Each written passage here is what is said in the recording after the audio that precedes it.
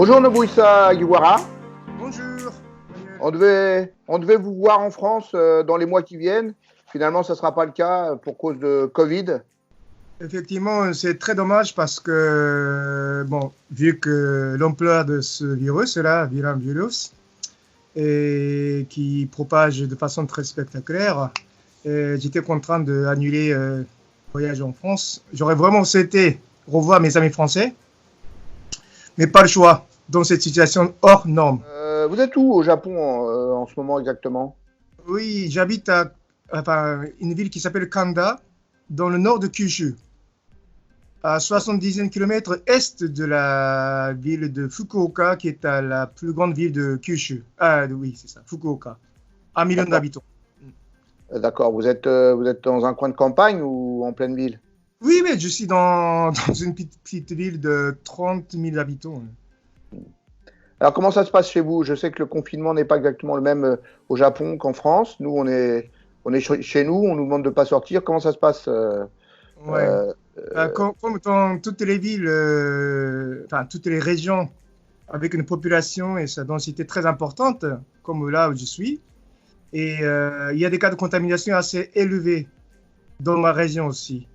Il y en a même un salarié de l'usine de Nissan, tu sais, la voiture Nissan, tout près de chez moi d'ailleurs, cette usine. Mais du coup, il y a 4000 salariés qui sont confinés chez eux pour un certain jour. Alors, donc c'est un confinement lié aux contaminations, c'est pas toute la population. Voilà, dès qu'il y a des cas de contamination, forcément, ceux qui ont eu des contacts avec cette personne malade là, on va les confiner. Et pendant 14 jours, pour voir s'il y a des symptômes qui apparaissent ou pas, parce qu'apparemment, il faut 14 jours là, à partir du moment que tu es contaminé, et les symptômes apparaissent. Et donc ça se passe comment? C'est par quartier, c'est par entreprise, quand il y a un cas qui est avéré? Voilà, si c'est un salarié qui appartient à une entreprise, bon, c'est plus facile. C'est dans le cadre de la boîte qui gère ce confinement.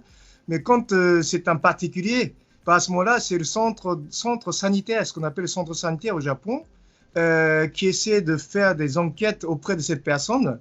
Et voilà, avez-vous eu des contacts avec telle personne? Où vous êtes allé? Vous avez pris des transports en commun, etc., etc.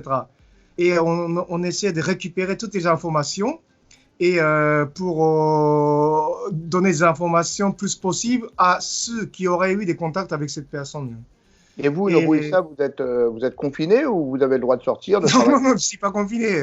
Enfin, je pense pas être infecté, mais vous savez que maintenant, ce virus-là, même si on est infecté, contaminé, il n'y a pas de symptômes. C'est ça qui non, bien est sûr, oui. compliqué là.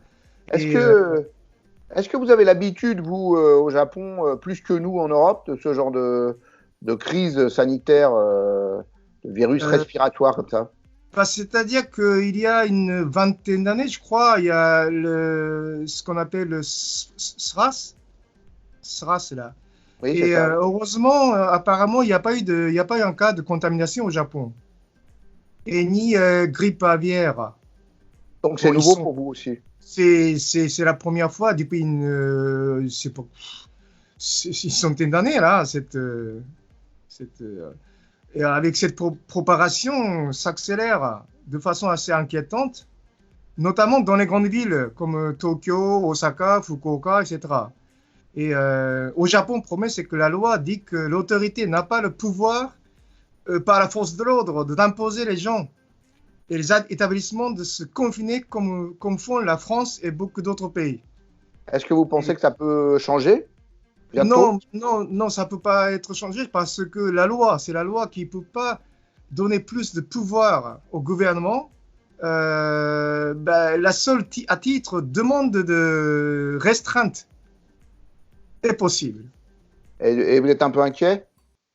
Oui, donc on a envie qu'il y aurait plus de force d'ordre pour qu'on décide, parce qu'on ne sait pas, ils ne demandent pas trop fort, donc on peut sortir, etc., etc.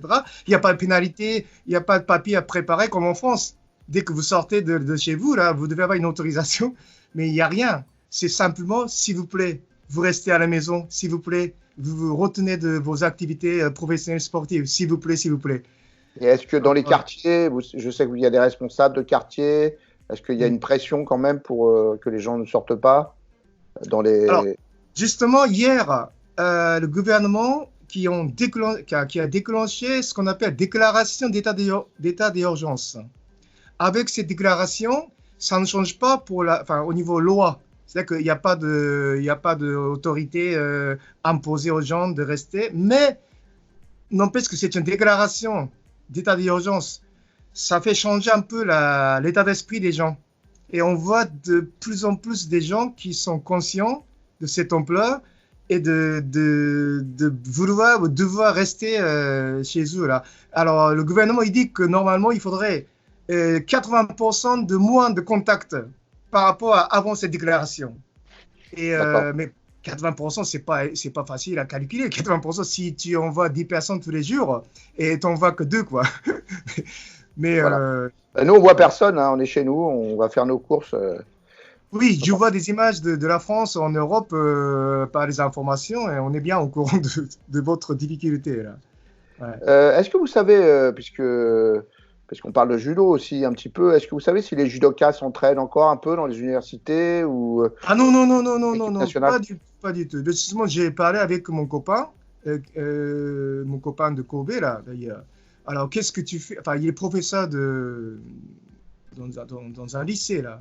Il s'occupe de la section de judo. Comment tu fais avec tes élèves, là? Bah, effectivement, l'école est fermée, complètement fermée, et le dojo fermé non plus. Et donc, les élèves, ils se débrouillent pour s'entraîner tout seuls. D'accord. Donc, il n'y a pas d'entraînement collectif. Voilà. Ni dans les universités, ni même l'équipe nationale. Rien.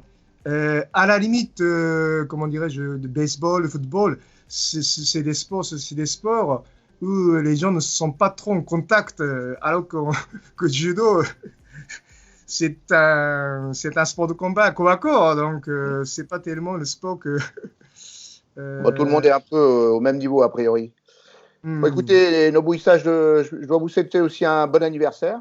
Parce que oui, j'en ai 62 là. Et j'espère qu'on vous retrouve très vite en France. J'espère aussi, vraiment, j'aurais vraiment souhaité vous voir en juillet, mais bon, avec ce violent virus là, je suis désolé de ne pas pouvoir vous revoir. Croisons les doigts et à très bientôt, j'espère. Exactement, oui. Merci Emmanuel.